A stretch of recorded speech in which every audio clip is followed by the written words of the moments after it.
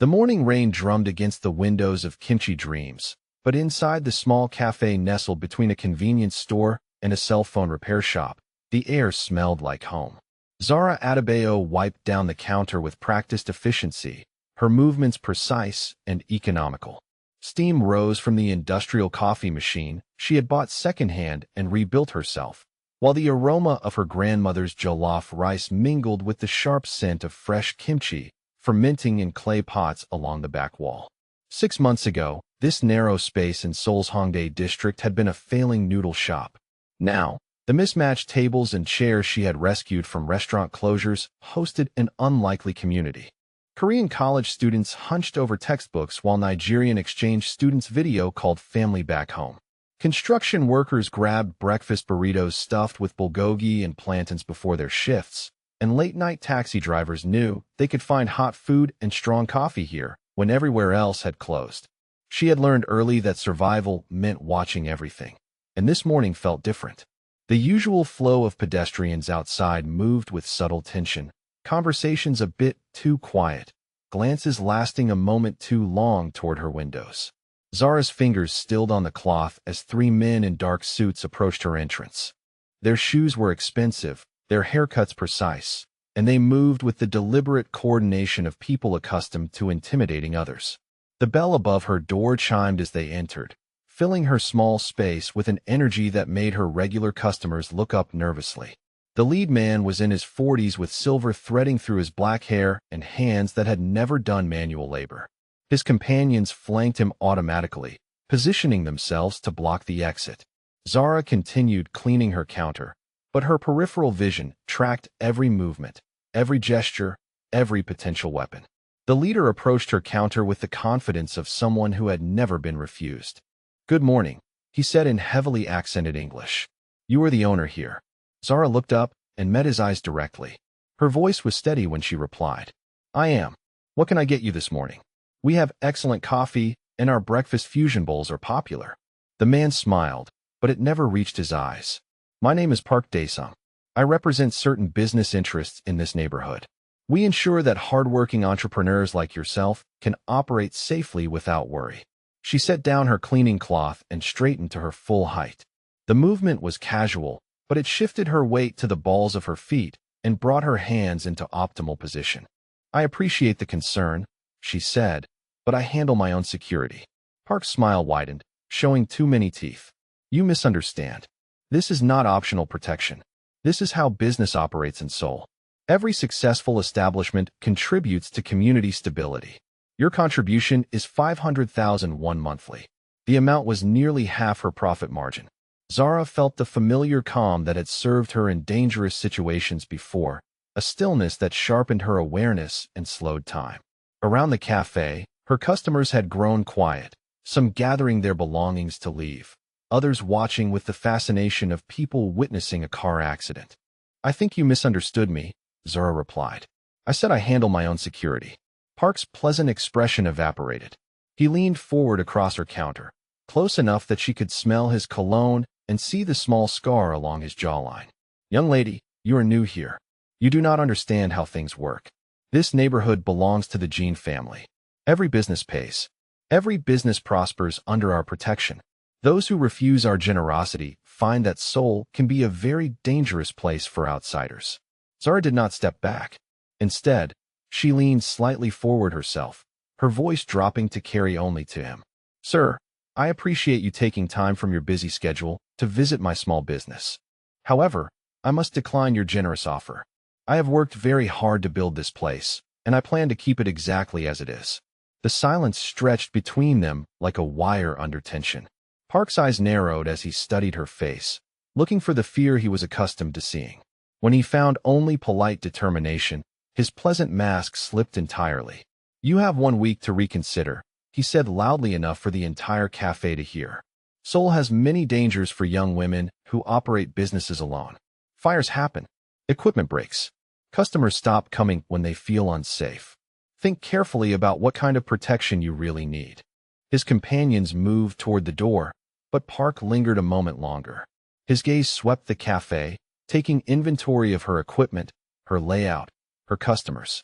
When his eyes returned to hers, There was something harder in them, a recognition that this conversation had not gone according to script. 1 week, he repeated, then followed his men outside.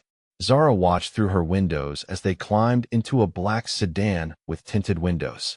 Only when they had driven away did she allow herself to breathe deeply. Around her, the normal sounds of the cafe gradually resumed, but she noticed several customers had left during the confrontation and others kept glancing nervously toward the door. She poured herself a cup of coffee and took a sip, her hands steady despite the adrenaline still coursing through her system. From watching people around the world, from situations where showing weakness meant death, from training sessions where hesitation was punished immediately, she had learned that bullies respected strength and that fear was often a choice. The bell chimed again as young Min, one of her regular customers, approached the counter. He was a graduate student in international relations who came in every morning for her Nigerian coffee blend and always left a generous tip. Today his usual smile was replaced by concern. "Zara," he said quietly, "those men, they are very dangerous people. The Jean family controls many businesses in this area. Maybe you should consider their offer." She appreciated his concern, but something in his worried expression reminded her of other well-meaning people in other places who had counseled compromise with predators. "Thank you for caring about my safety," she told him. "But this cafe represents everything I have worked for. I did not cross an ocean and rebuild my entire life to hand it over to people who contribute nothing but threats." As young Min collected his coffee and pastry, he paused at the door. "You know," he said thoughtfully, "there are stories about businesses that successfully resist the protection rackets. But it requires more than just courage. It requires understanding the game they are playing." After he left, Zara stood alone behind her counter, surrounded by the life she had built one careful decision at a time. The cafe represented more than business success. It was proof that a Nigerian woman could create something valuable in Seoul, that fusion food could bridge cultures, that hard work and quality could overcome prejudice and suspicion. She pulled out her phone and opened the group chat where she stayed connected with friends scattered across 3 continents. The message she typed was brief but would be understood by people who had survived situations where government protection was unavailable and personal security was a matter of careful planning and decisive action. Seoul update. Local security situation developing. Assessing options and resources. We'll keep you posted. The responses came quickly from contacts in Lagos, London, and Washington. Offers of advice, research assistance, and if necessary, more direct support from people who understood that sometimes refusing to be a victim required more than just moral courage. She slipped her phone back into her pocket and began preparing for the lunch rush, but her movements had gained a different quality. Where before she had worked with the efficiency of a successful entrepreneur, now she moved with the precise awareness of someone who had operated in hostile territory and survived by being prepared for anything. I wonder if anyone watching from your city or state has ever had to stand up to people who thought they could intimidate you just because you looked like an easy target. If you have, please comment where you are watching from, because I think this story hits differently when you have experienced that kind of pressure yourself. The rain continued drumming against her windows, but inside Kimchi Dreams, Zara Adebayo prepared for a war she had hoped never to fight again. The Jean family compound sat high in the hills overlooking Seoul, its traditional architecture hiding modern security systems and soundproofed rooms where difficult conversations took place. In the main office, 28-year-old Jean Hosuk listened to Park Dae-sung's report with growing irritation that had nothing to do with one small cafe's defiance. She refused outright, Park was saying, his voice still carrying disbelief. "No negotiation, no fear, no respect for our position. Just a polite refusal as if I were selling insurance." Hosuk leaned back in his leather chair, studying the older man across his mahogany desk. Park had been collecting protection money for 15 years and prided himself on never needing to escalate beyond verbal intimidation. The fact that a Nigerian woman running a fusion cafe had rattled his confidence was almost amusing. "Describe her again," Hosuk said. Park shifted uncomfortably. Tall, maybe 26 or 27 years old. Well-educated English, confident body language. She did not back down when I moved into her personal space. Most people show fear when they understand who we represent. She showed nothing. "Nothing," Hosuk repeated. or nothing you recognized. The distinction hung in the air between them. Park had built his reputation on reading people, on knowing exactly how much pressure to apply before resistance crumbled. His confusion suggested this woman operated by rules he did not understand. I will handle this personally, Hosuk decided. Continue collections from the other businesses as normal. Do not return to the cafe until I give you instructions. After Park left, Hosuk pulled up the initial background report on Zara Adebayo. Nigerian passport, student visa that had converted to business ownership, clean immigration records, no criminal history, no known associates in Seoul's underground networks. The file read like someone with nothing to hide, which in his experience usually meant someone with everything to hide. He changed into casual clothes before driving to Hongdae, parking 2 blocks away from Kimchi Dreams and approaching on foot. Through the windows, he could see the afternoon crowd, an eclectic mix that surprised him. His family's other protection clients served predictable demographics, but this place seemed to attract people from across Seoul's social spectrum. The bell chimed as he entered, and immediately he understood why Park had been unsettled. The woman behind the counter moved with an economy of motion that spoke of training rather than mere efficiency. Her eyes tracked his entrance, cataloged his appearance, and assessed his potential threat level in the space of a heartbeat before settling into professional courtesy. "Welcome to Kimchi Dreams," she said, her smile genuine but controlled. "What can I get for you today?" Hosuk approached the counter, noting how she positioned herself with clear sight lines to both exits and her hands within reach of several potential improvised weapons. "Coffee," he said. "Whatever you recommend." She studied his face for a moment, and he had the unsettling sensation of being evaluated by someone with extensive experience reading dangerous people. "Our Nigerian blend is popular," she told him. "It pairs well with our sweet potato pancakes if you are hungry." He nodded and found a corner table that gave him a clear view of her operations. Over the next hour, he watched her serve customers, manage orders, and handle the continuous flow of cafe business. Every movement was purposeful, every interaction calibrated, every moment of apparent casualness actually demonstrating enhanced situational awareness. When she brought his refill, she moved with the controlled grace of someone who had been taught to navigate hostile environments. Her peripheral vision swept the room continuously, and she positioned herself so that no one could approach her blind spots without her knowledge. "You are new to this neighborhood," she observed, setting down his cup. "Business or pleasure?" "Business," he replied, testing her reaction. "I am considering investments in local enterprises." Her smile never wavered, but something shifted behind her eyes. "The hospitality industry can be challenging in Seoul," she said. "Success requires understanding both the opportunities and the risks." The conversation was perfectly polite and completely loaded with subtext. She was telling him that she knew exactly what kind of business he represented and that she was prepared for whatever came next. He left a generous tip and spent the evening making inquiries through channels Park would never have access to. What he discovered unsettled him more than her defiance had. Zara Adebayo's background was too clean, her documentation too perfect, her personal history too sanitized. Someone had spent considerable time and money creating an identity that would pass casual inspection, but crumbled under professional scrutiny.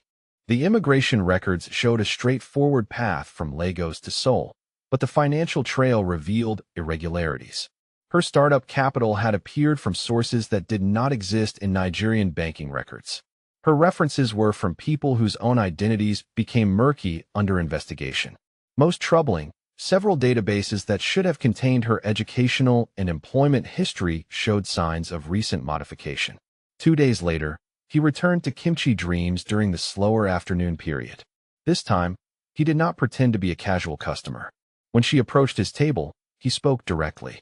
"Miss Adebayo," he said, watching her reaction to his use of her name. "I think we should have an honest conversation about your situation in this neighborhood."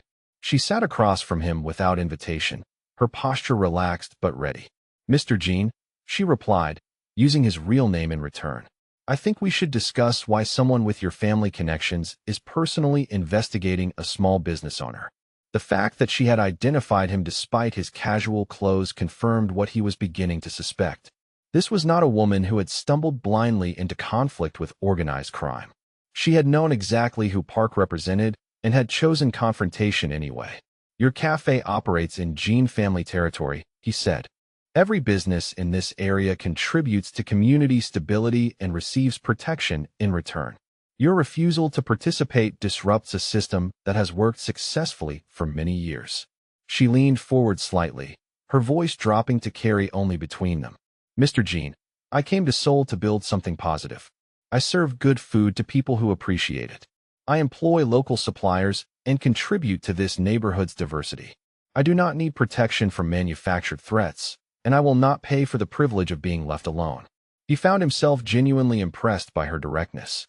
Most people in her position would have chosen either immediate submission or desperate aggression. She had chosen calculated defiance, which suggested strategic thinking and considerable confidence in her ability to handle consequences. You understand that refusing our protection makes you vulnerable to other dangers, he said. Seoul has many people who prey on isolated business owners. Without proper connections, you could face problems we cannot help you solve. Her smile turned sharp, and for a moment he glimpsed something harder beneath her professional facade. Mr. Jean, she said quietly, I have operated in much more dangerous environments than Seoul. I appreciate your concern for my safety, but I am quite capable of handling whatever problems may arise. The way she said it, with absolute certainty and no trace of bravado, made him believe she was telling the truth. Whatever her real background, she was not an ordinary refugee entrepreneur trying to build a new life. She was someone with training, experience, and resources that his initial investigation had failed to uncover. When he left the cafe that evening, Hosuk felt something he had not experienced in years. Genuine intellectual curiosity about another person. His attraction to her strength was complicated by the recognition that she represented a puzzle he might not be able to solve through conventional means. He called his most trusted investigator and authorized a much deeper background search, one that would cost significantly more and take considerably longer, but would eventually reveal whatever secrets Zara Adebayo was protecting. As he drove back through the Seoul streets toward his family compound, he found himself hoping that when the truth emerged, it would not require him to destroy someone he was beginning to respect.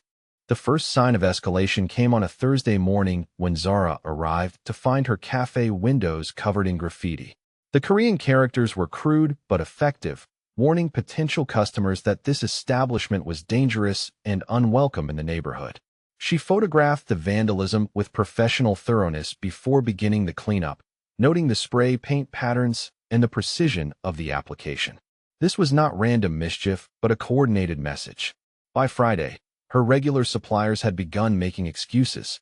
The kimchi distributor claimed truck problems, the coffee roaster mentioned supply shortages, and the local produce vendor suddenly required payment in advance.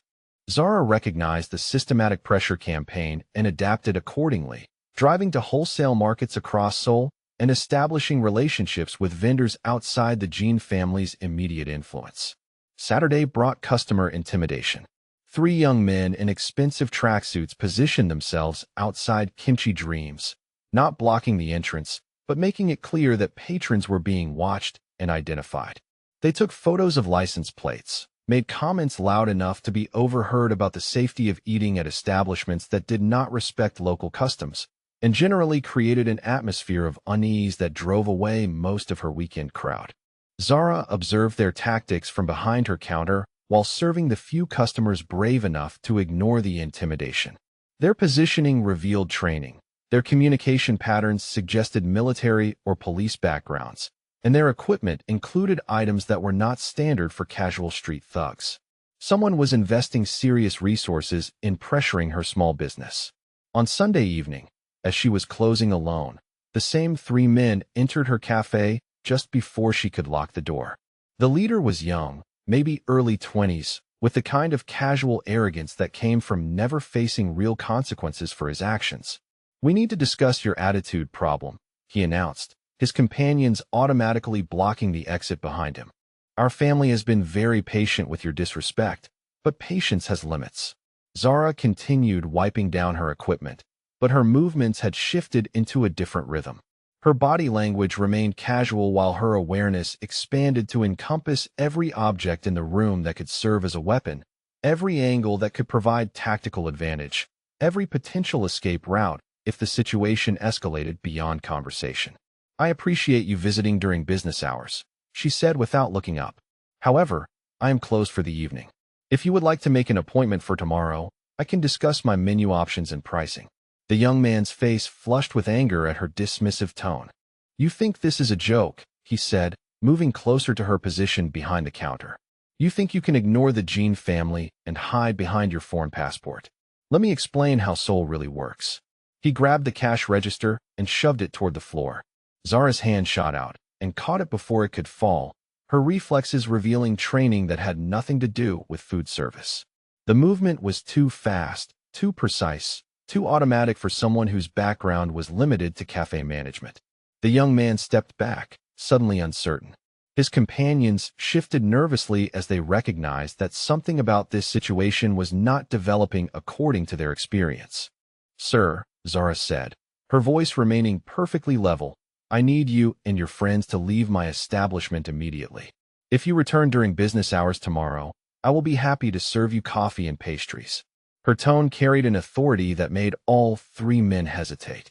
This was not the voice of a frightened small business owner begging for mercy.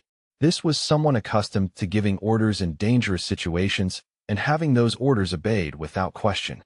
The standoff was interrupted by the bell chiming as the front door opened. Jean Hosuk entered, taking in the scene with a glance that missed nothing.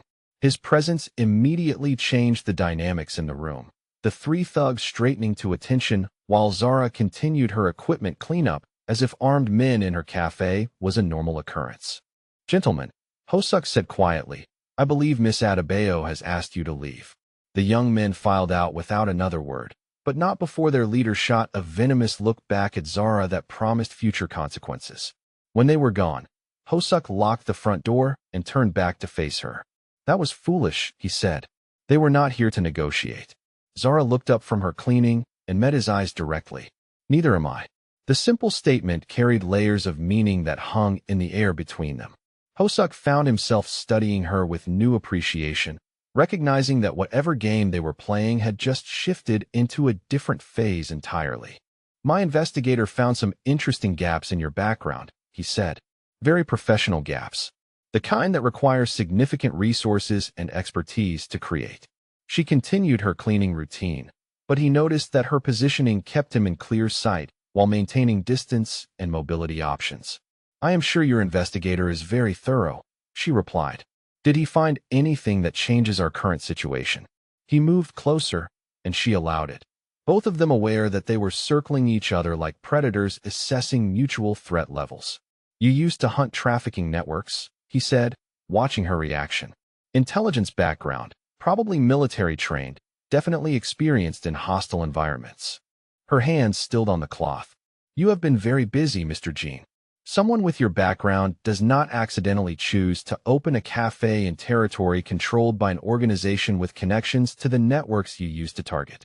So either this is an extraordinary coincidence, or you are here for reasons that have nothing to do with fusion cuisine." She straightened to face him fully, and for the first time since he had met her, her professional mask slipped slightly. What he saw underneath was someone who had made life and death decisions in situations where hesitation meant failure, someone who had operated in places where the wrong choice could cost innocent lives. "I came to Seoul to build something clean," she said finally. "Something that had nothing to do with the work I used to do. I chose this neighborhood because the rent was affordable and the customer base was diverse. I did not know about your family's activities until your people made them my problem. But now you do know," he said.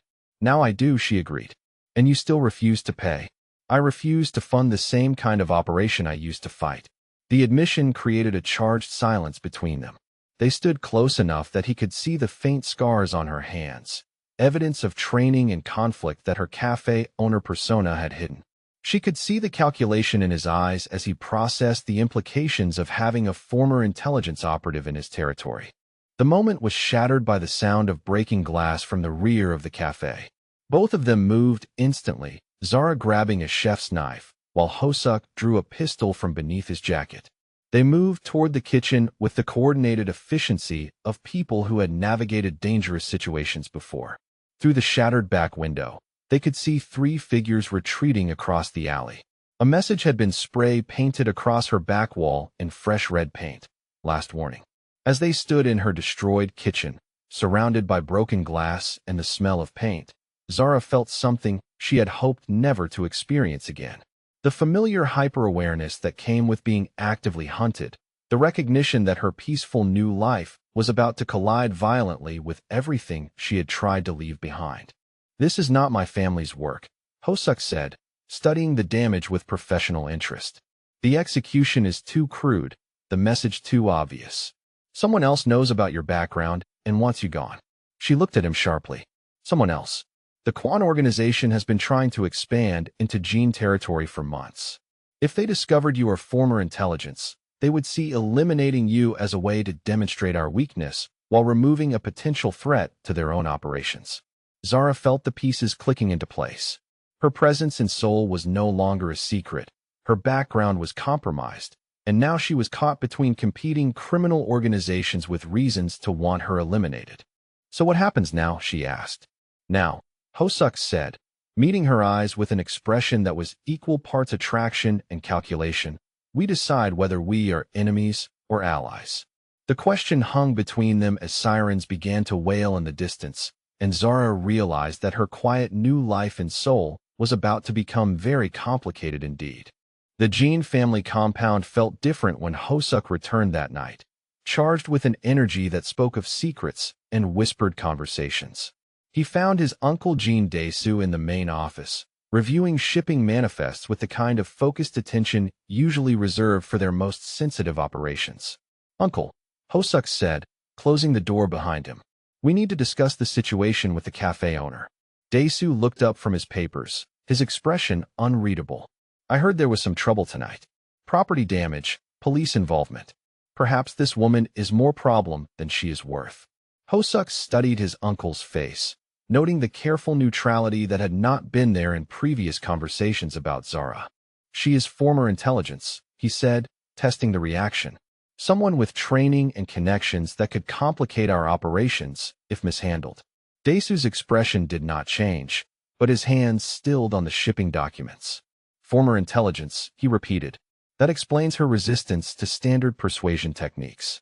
It also explains why the Quan organization might want her eliminated," Hosuk continued, watching for any flicker of surprise or concern. "They could see her as a threat to their expansion plans." His uncle was quiet for a long moment, then gathered his papers into a neat pile. "This intelligence background," he said finally. "What networks did she target in her previous work?" "Human trafficking primarily," Hosuk replied. "Anti-slavery operations across West Africa and Europe." The reaction was subtle but unmistakable. Dae-soo's jaw tightened almost imperceptibly, and his eyes shifted away from direct contact for just a moment too long. In that instant, Hosuk understood with crystalline clarity that his investigation into Zara had uncovered something far more dangerous than one woman's hidden past. "Uncle," he said quietly, "how long has our family been involved in trafficking operations?" The question hung in the air like smoke from a gun barrel. Dae-soo's face hardened into the expression Hosuk remembered from childhood, the look that meant someone had crossed a line that could not be uncrossed. "Our family has many business interests," Dae-soo said carefully. "Some require more discretion than others. Your focus should remain on legitimate operations and traditional territory protection." But Hosuk was already thinking through the implications, connecting pieces that had never quite fit together before. The shipping manifests, the overseas contacts, the monthly payments from sources that never quite aligned with their documented business activities. His family had not just been collecting protection money from local businesses.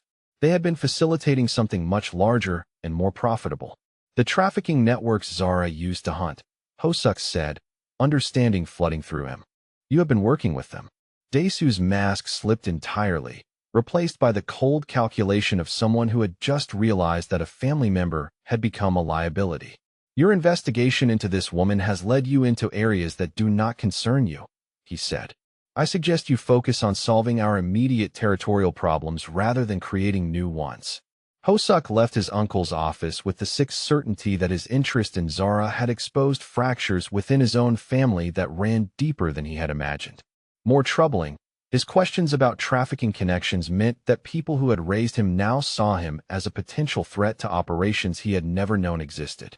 He spent the remainder of the night conducting his own investigation, using access codes and family connections to trace financial records that painted a picture of systematic involvement in human trafficking networks across 3 continents. The scope was staggering, the profits enormous, and the implications for anyone who threatened to expose the operation were clear. By dawn, he had discovered that his cousin Jean Minyuk had been coordinating with the Quan organization for months, feeding them information about family operations and territorial vulnerabilities. The attack on Zara's cafe had not been random Quan aggression. It had been a coordinated effort to eliminate someone whose background made her dangerous to both organizations while framing the incident as rival gang violence. When his phone buzzed with a text message from Minyuk asking to meet privately that evening, Hosuk realized that his investigation had progressed beyond information gathering. He was now actively caught between his family's criminal operations and the possibility that the woman he was growing to care about represented the key to exposing everything. He drove to Kimchi Dreams that afternoon to find Zara installing new security cameras and reinforcing her windows with metal grating. She worked with the efficient focus of someone who had hardened targets against hostile forces before, transforming her cozy cafe into something that could withstand a serious assault. "You are preparing for war," he observed. She looked up from her installation work, sweat dampening her forehead despite the cool weather. "I am preparing to survive," she corrected. "There is a difference." He helped her mount the cameras, both of them working in companionable silence while navigating the growing attraction that complicated every interaction between them. When they finished, she offered him coffee and they sat across from each other at one of her small tables, the afternoon sunlight streaming through her reinforced windows. "I have learned some things about my family's operations," he said carefully. "Things that explain why your presence in Seoul has created problems beyond simple territorial disputes." She waited for him to continue, her expression alert but not surprised. "They have been involved in trafficking networks for years," he told her. "The same networks you used to hunt. Your background makes you a threat to operations worth millions of dollars annually." Now she did look surprised, though more by his willingness to share the information than by the information itself. "Why are you telling me this?" she asked. "Because someone in my family has been working with the Quan organization to eliminate you, and they plan to make it look like I was responsible." The implications hit her immediately. "You have become a liability to your own family." "Yes," he said simply. "And you are warning me instead of eliminating me yourself." "Yes." "Why?" The question was direct and deserved an honest answer. "Because what they are doing is wrong," he said. "And because I think you represent a chance to stop it." Their conversation was interrupted by the sound of vehicles pulling up outside the cafe. Through the reinforced windows, they could see 3 black SUVs positioned to block escape routes while armed men moved into position around the building. The coordinated positioning spoke of professional planning and serious intent to ensure that no one inside survived the encounter. Zara moved instantly, grabbing weapons from hidden positions throughout the cafe while Hosuk drew his pistol and checked his ammunition. The attack they had both expected was beginning, but the overwhelming force suggested this was meant to be a massacre rather than a kidnapping or intimidation. The first gunshots shattered her remaining unprotected windows as automatic weapons opened fire from multiple angles. Zara and Hosuk took cover behind overturned tables, returning fire while assessing their tactical situation. They were outnumbered, outgunned, and trapped in a building that offered limited cover against sustained assault. Zara moved through the chaos with deadly efficiency, her intelligence training evident in every calculated shot and tactical decision. Hosuk found himself matching her rhythm, their movements coordinating naturally as they fought for survival against overwhelming odds. When the shooting stopped, 4 attackers were dead and 2 more had retreated with serious wounds. Zara had taken a bullet through her shoulder, while Hosuk nursed a gash across his ribs from flying glass. They sat among the ruins of her cafe, both bleeding but alive, while sirens approached in the distance. "We cannot go to a hospital," Zara said, applying pressure to her wound with professional competence. "Too many questions, too much exposure." "I know a place," Hosuk replied, helping her to her feet. "Someone who asks no questions and keeps no records." The safe house was a nondescript apartment in a working-class neighborhood, equipped with medical supplies and security measures that suggested it had been used for similar emergencies before. Zara cleaned and dressed Hosuk's wounds with the skill of someone who had provided battlefield medicine, while he sutured her shoulder with steady hands that betrayed similar experience. As she worked on his injuries, her professional mask finally slipped completely. "This is exactly what I was trying to leave behind," she said quietly. The violence, the constant danger, the impossibility of building anything normal or peaceful.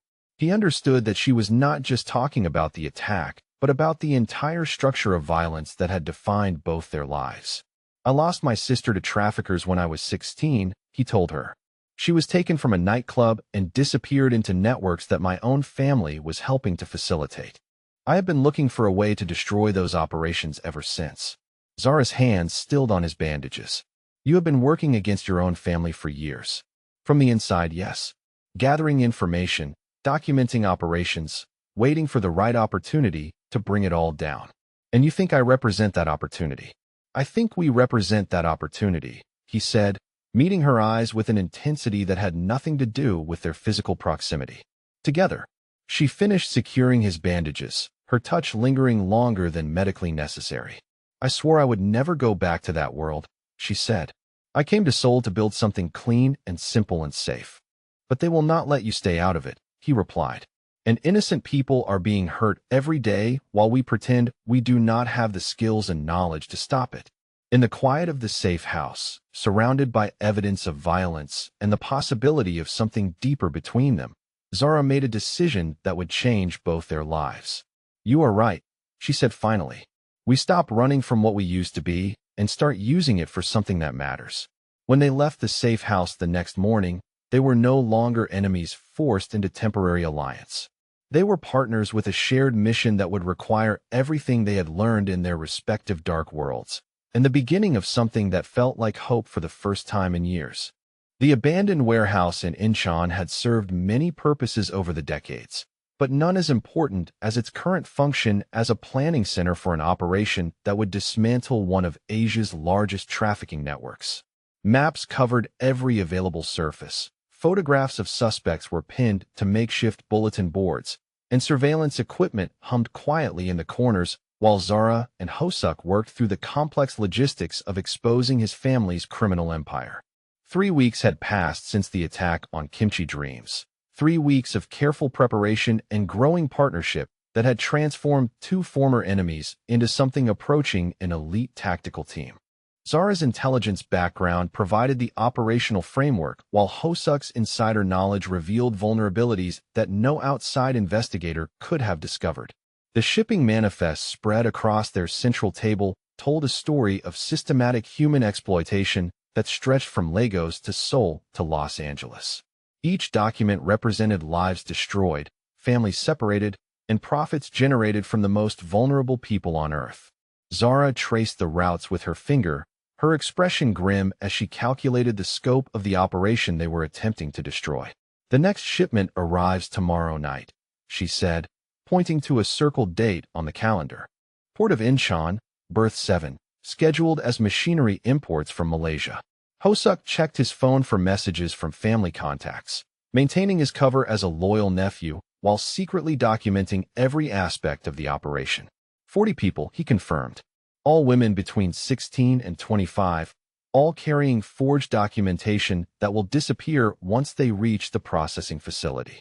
They had spent days infiltrating the network using their combined skills, Hosuk's family access providing entry points, while Zara's technical expertise captured the evidence they would need to ensure prosecutions.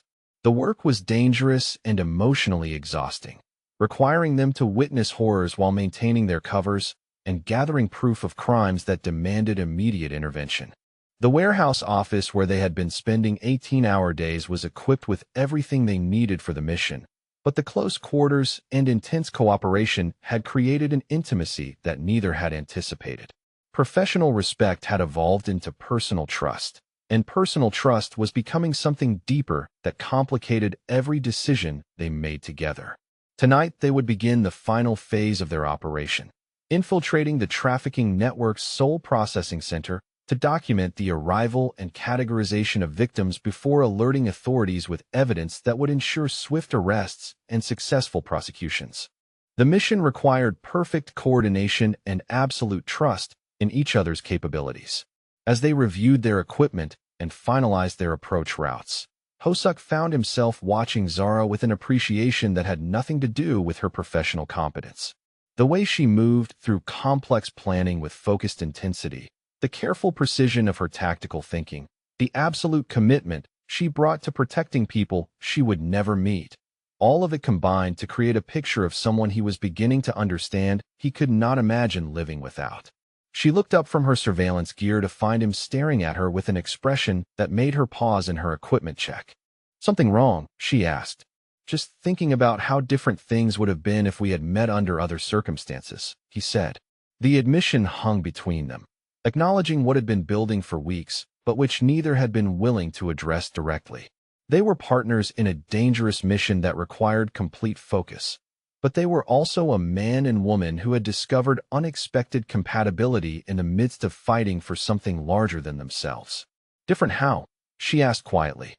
"Maybe I would have had the courage to ask you to dinner instead of trying to intimidate you into paying protection money," he said with a slight smile that made her heart skip in a way that had nothing to do with mission adrenaline.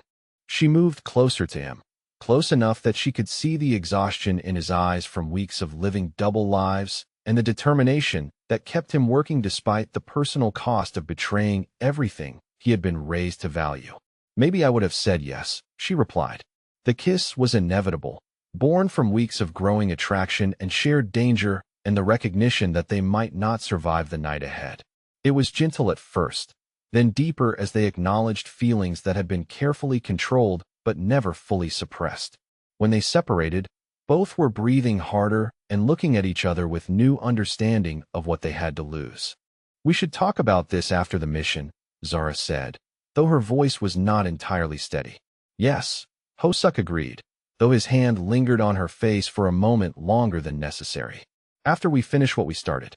They completed their final preparations with heightened awareness of each other, every movement and gesture now charged with the knowledge that their partnership had become something more personal and therefore more precious. The equipment checks took on the character of a ritual, each item inspected and secured with the care of people who understood that survival depended on perfect preparation. The processing facility was located in an industrial district where legitimate businesses provided cover for activities that required privacy and soundproofing. They approached the building from different directions, maintaining radio contact while Hosuk used his family credentials to gain entry and Zara positioned herself to document arrivals and coordinate with law enforcement when the moment was right. Inside the facility, Hosuk found himself face to face with the human cost of his family's profits. Dozens of women and girls sat in holding areas, their eyes reflecting the trauma of transportation and the terror of uncertainty about what would happen next. Some were injured, all were frightened, and many showed signs of abuse that made him understand why Zara had dedicated her previous career to hunting the people responsible for such horrors. Through his concealed camera, he documented the facility layout, the processing procedures, and the faces of organization members who would need to be arrested when law enforcement arrived. Every image was transmitted to Zara's equipment for compilation into evidence packages that would ensure swift justice. The mission was proceeding flawlessly when Hosuk's phone buzzed with an emergency message from his cousin Minyuk. "Family meeting required immediately. Your location is compromised." This was not a warning, it was a trap. He immediately contacted Zara through their encrypted channel. "We have been discovered," he said. "My family knows about our operation."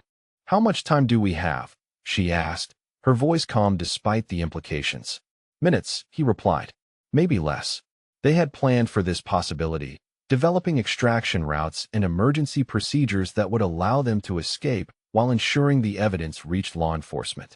But as Hosuk began implementing their escape plan, he realized that leaving meant abandoning the victims currently held in the facility, people who would be moved or eliminated before authorities could mount a rescue operation.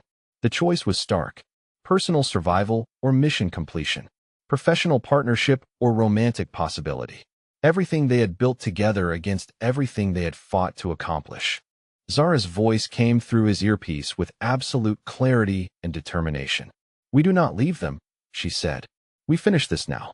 Together, they implemented the emergency protocols that would trigger immediate law enforcement response, while fighting their way through security forces that had been dispatched to eliminate them both. The operation had become a running battle through corridors filled with innocent victims, while heavily armed men tried to prevent evidence from reaching the outside world. When the shooting stopped and police sirens filled the night air, Hosuk and Zara stood among the rescued victims and arrested traffickers, both wounded but alive, both changed forever by what they had accomplished together. The evidence they had gathered would dismantle networks across 3 continents, while the immediate rescue would save 40 lives that would have been lost to systematic exploitation. As law enforcement led away the arrested traffickers and medical personnel cared for the rescued victims, Hosuk received a phone call from his uncle that would force him to choose definitively between the family that had raised him and the woman who had helped him discover who he really wanted to become. "You have destroyed everything," his uncle said, his voice carrying deadly promise. "If you attempt to return to family property or contact any family members, you will be treated as an enemy combatant. You have chosen your side, nephew. Now you will live with the consequences."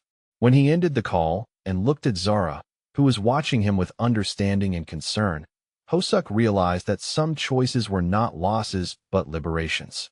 He had traded a criminal inheritance for the possibility of building something clean and meaningful with someone who shared his values and understood the cost of fighting for justice. The mission was complete, but their partnership was just beginning. The Seoul Central District Court had seen many important cases over the years, but few had drawn the international attention focused on the trial that would dismantle one of Asia's largest human trafficking networks. Media from 12 countries packed the gallery while prosecutors presented evidence gathered through the most dangerous undercover operation in South Korean law enforcement history. At the prosecution table, Zara Adebayo sat beside the lead prosecutor, her testimony having provided the foundation for charges that would put dozens of criminals in prison for decades. Her intelligence background, previously hidden, was now a matter of public record as investigators used her expertise to trace trafficking routes across 3 continents and identify victims who had been presumed lost forever. In the witness box, Jin Hosuk faced his family for the final time as he provided testimony that would ensure their convictions while sealing his exile from everything he had known since childhood. His voice was steady as he detailed the financial structures, operational methods, and leadership hierarchy of the criminal empire that had raised him, his words condemning people who had once called him nephew and heir. His uncle Jean Dae-soo sat in the defendant's section, his expression revealing nothing as his nephew systematically destroyed decades of carefully constructed criminal operations. When their eyes met across the courtroom, there was no family recognition remaining, only the cold acknowledgement that Hosuk had chosen a side and would live with the consequences forever. The trial had lasted 3 weeks, during which 40 rescued victims had testified about their experiences, while law enforcement agencies in 7 countries conducted coordinated arrests that eliminated trafficking networks from Lagos to Los Angeles.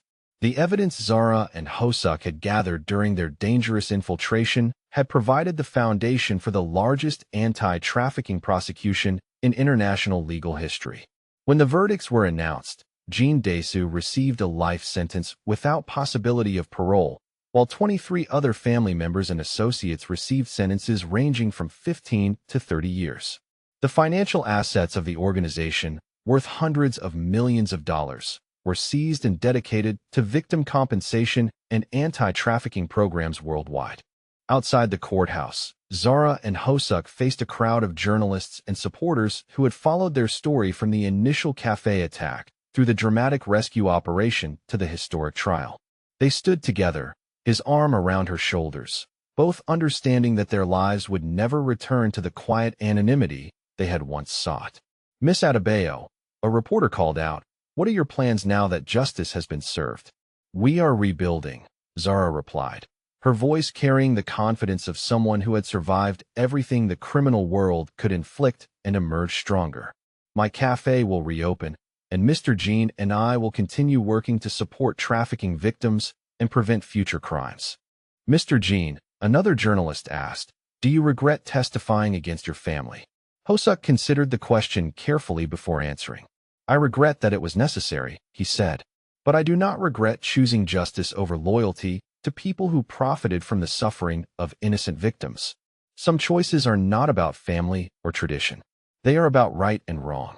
The rebuilt Kimchi Dreams reopened 6 months later in a larger location that could accommodate its expanded mission as both restaurant and community center. The new space featured a dining area that still served the fusion cuisine that had originally brought diverse customers together, but now also included meeting rooms where support groups gathered and offices where trafficking survivors received assistance reintegrating into society. The grand reopening celebration filled the street outside with supporters from across Seoul's international community. Nigerian exchange students shared tables with Korean university professors, while former law enforcement colleagues chatted with customers who had become friends during the difficult months when Zara's story dominated headlines.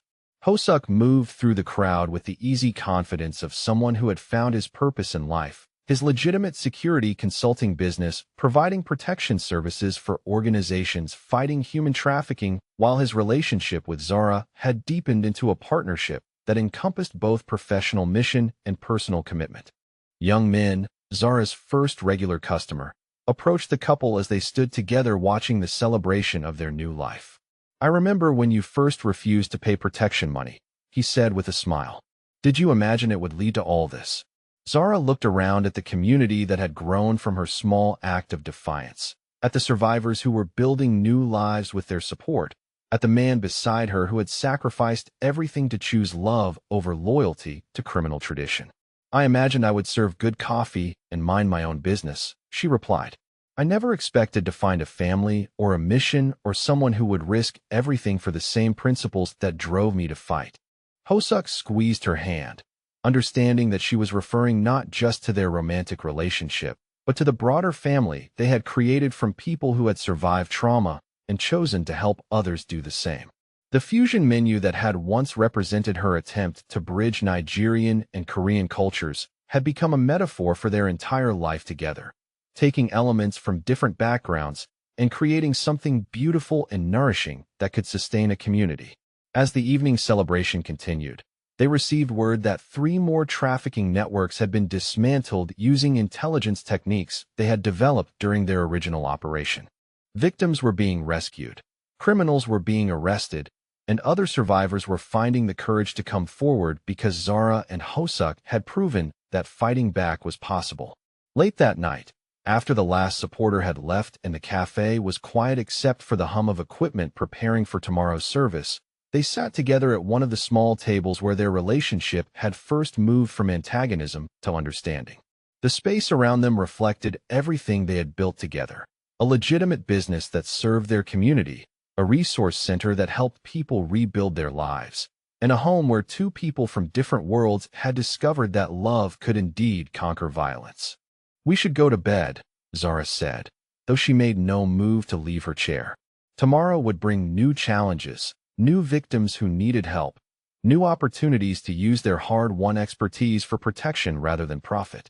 In a few minutes, Hosuk agreed, though he was equally reluctant to end this moment of peace they had earned through sacrifice and struggle. He was thinking about the contrast between this quiet satisfaction and the adrenaline-fueled existence he had known as a criminal heir, recognizing that choosing love over power had led not to weakness, but to a different kind of strength entirely. Their story had become legendary in Seoul's international community, proof that individual courage could challenge systematic evil and win.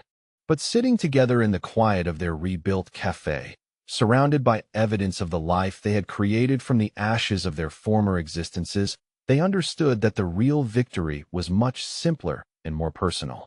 They had found each other across the barriers of culture and criminal loyalty and personal fear. They had chosen each other despite the cost and the danger and the certainty that their relationship would complicate everything else in their lives. They had built something beautiful together by refusing to let violence define their future. As they finally turned off the lights and locked up their cafe, Zara reflected on how many people watching their story might be facing their own moments of choice between safety and standing up for what was right. She wondered about viewers who might be in situations where showing courage felt impossible, but where someone needed to take the first step toward justice. Have you ever been in a position where you had to choose between staying safe and doing what you knew was right, even though it might cost you everything you thought you wanted? I think about how many people are facing that choice right now, whether it is about love or justice, or simply refusing to let bullies control their lives.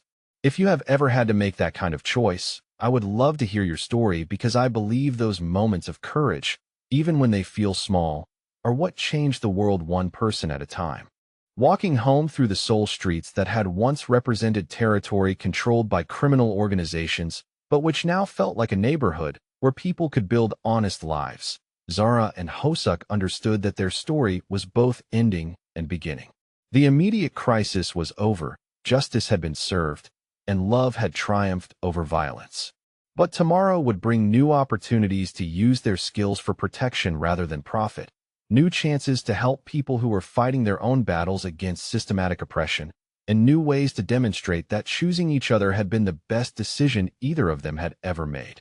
Their fusion of cultures, skills, and values had created something that neither could have achieved alone. Proof that the most powerful force in human experience remained the simple decision to love someone enough to risk everything for their safety and happiness. In choosing each other, they had not only saved their own lives, but had created a model for how individual courage could challenge evil and win. The cafe that had started as one woman's dream of building something clean and simple had become a symbol of resistance, redemption, and the possibility that love could indeed conquer violence when people were willing to fight for what mattered most. As they walked home together, Zara and Hosuk carried with them the satisfaction of having transformed their individual pain into collective healing, their personal connection into community strength, and their dangerous pasts into a foundation for building something beautiful that would last.